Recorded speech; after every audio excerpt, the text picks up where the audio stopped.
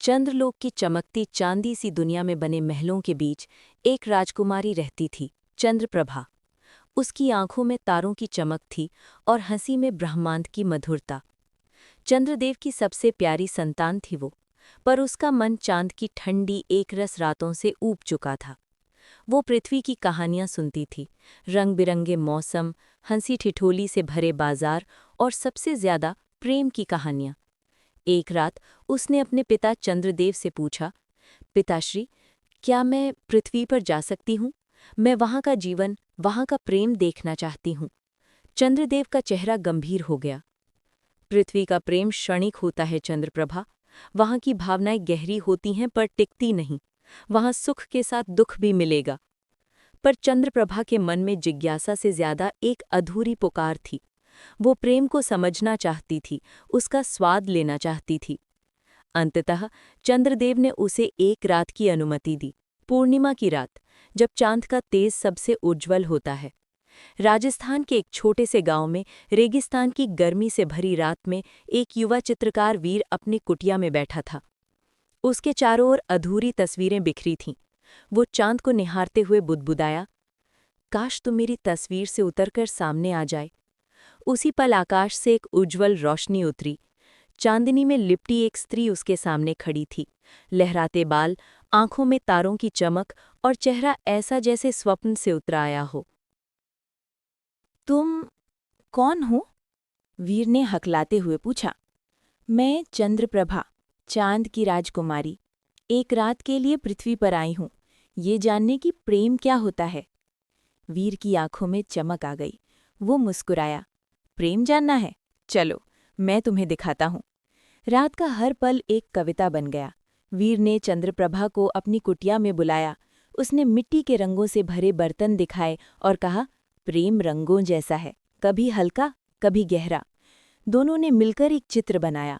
एक तालाब के किनारे बैठी स्त्री, जिसके पीछे चांद चमक रहा था। फिर वे गांव की गलियों में निकल पड़े। चंद्रप्रभा ने बच्चों को खेलते देखा, बूढ़ों को कहानियां सुनाते सुना और हवा में घुली मिट्टी की सौंधी खुशबू को महसूस किया। वीर ने उसे तालाब के किनारे ले जाकर बैठाया। तारों से भरा आकाश उनके ऊपर था और चांद उनकी कहानी का साक्षी बन रहा था। प्रेम क्या है वीर? चंद्रप्रभा ने पूछा। वीर ने उसकी हथेली अपने हाथ में ली।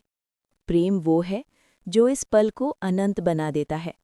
ये वो आग है जो ठंडी रात में भी गर्माहट देती है। ये वो गीत है जो बिना बोले सुना जाता है। तुम्हारे साथ ये रात, ये मेरा प्रेम है। चंद्रप्रभा की आंखों में नमी छा गई। उसने पहली बार अपने हृदय में कुछ उमड़ते हुए महसूस किया, एक मधुर पर पीड़ादायक भावना। क्या हुआ? वीर ने पूछा। ये रात खत्म होने वाली है। मुझे चंद्रलोक लौटना होगा। मैं चाहकर भी नहीं रुक सकती। वीर का चेहरा उदास हो गया, पर उसने हिम्मत जुटाई। तो क्या हुआ? ये रात हमारी है, इसे जी लेते हैं। प्रभात की पहली किरणें क्षितिज पर उभरने लगी। चंद्रप्रभा का शरीर धीरे धीरे धुंधला होने लगा, जैसे चांदनी हवा में घुल रही हो। उसने वीर की ओर देखा। क्या तुम मुझे भूल जाओगे? वीर ने उसका हाथ कसकर पकड़ा। हर चित्र जो मैं बनाऊंगा, उसमें तुम होगी। हर पूर्णिमा की रात में तुम्हें देखूंगा। तुम मेरी चांदनी हो, चंद्रप्रभा। चंद्रप्रभा की आंखों से दो आंसू टपके। वे पृथ्वी की मिट्टी में गिरे और उसी जगह दो चमकते चांदनी फूल उगाए, जैसे उनके प्रेम कहानी का प्रतीक। साल बीत गए। वीर ने उस रात को अपनी कला में समेट लिया। गांव में एक छोटी सी चित्रशाला बनी, जहां उसकी बनाई एक तस्वीर सबसे खास थी। एक स्त्री चांदनी में लिपटी, तालाब के किनारे बैठी, जिसकी आंखों में पृथ्वी और चांद की झलक थी। लोग पूछते, ये कौन है? वीर मुस्कुराता। वो मेरी चांदनी है, उसका नाम नहीं लिया जा सकता। हर पूर्णिमा की रात वो तालाब के किनारे जाता, चांद को देखता और मन ही मन कहता, तुम मुझे देख रही हो ना चंद्रप्रभा। चंद्रलोक में चंद्रप्रभा ने कभी विवाह नहीं किया। वो हर पूर्णिमा की रात एक खास दिशा में बैठती और पृथ्वी को निहारती।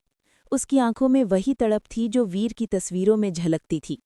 चंद्रलोक के लोग उसे चांद की राजकुमारी कहते, पर उसके कानों में बस एक आवाज गूंजती थी, चंद्रप्रभा, मेरी प्रिया।